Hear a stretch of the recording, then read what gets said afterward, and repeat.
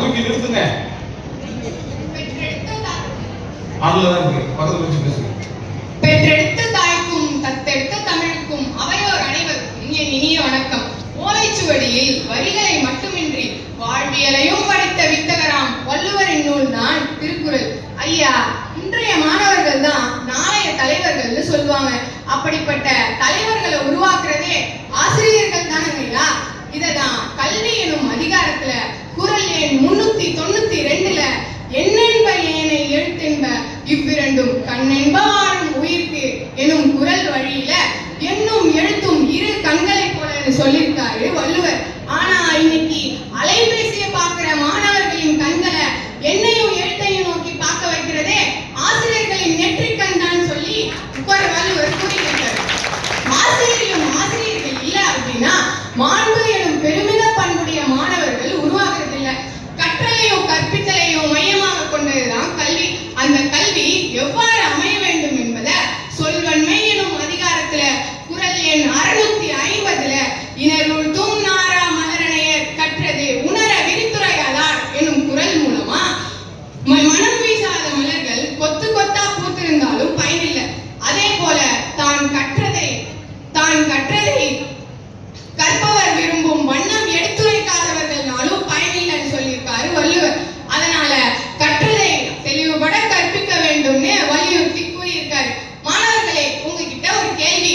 நீங்க இவ்வளவு பெரிய மாநாட்டுக்கு பல மாநிலங்கள் பல மாவட்டங்கள்ல இருந்து வந்திருக்கீங்க. யாரை நம்பி வந்திருக்கீங்க? அவங்க பெற்றோர்கள் அனுப்பி வச்சதுனால வந்திருக்காங்க. ஆசிரியர்கள் கூட தானே சார் வந்திருக்காங்க. நிறைய பேர் வரலையே பாப்பா. ஒரு 400-500 பேர் அவங்க பெற்றோர்கள் அனுப்பாதனால வரலையே.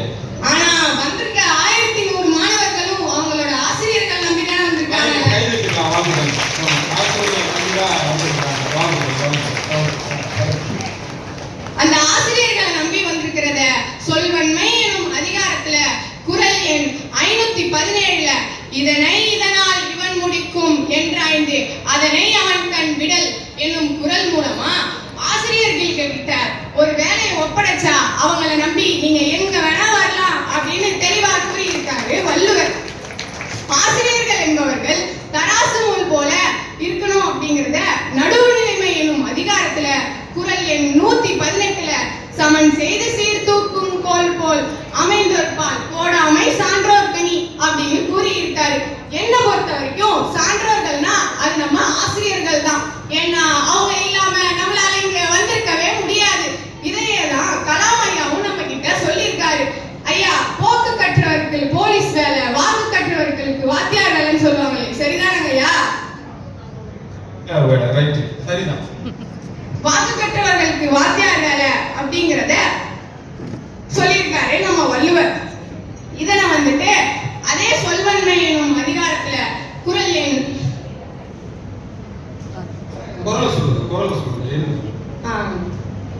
இதுல வந்துட்டு சொல்வன்மை எனும் அதிகாரத்துல விரைந்து தொழில் கேட்கும் ஞானம் நிரந்திரிது சொல்லுதல் வல்லார் பெரின் எனும் குறள் மூலமா சொல்லியிருக்காரு. இது மட்டும் இல்லாம நடுவுநிலைமை, அன்புடைமை, பொறையுடைமை, அழுக்காராமை, இனியவை கூறல், கல்வி, கேள்வி, சொல்வன்மை அப்படின்னு ஆசிரியர்களுக்கான அதிகாரத்தை சொல்லிக்கிட்டே போலாம்.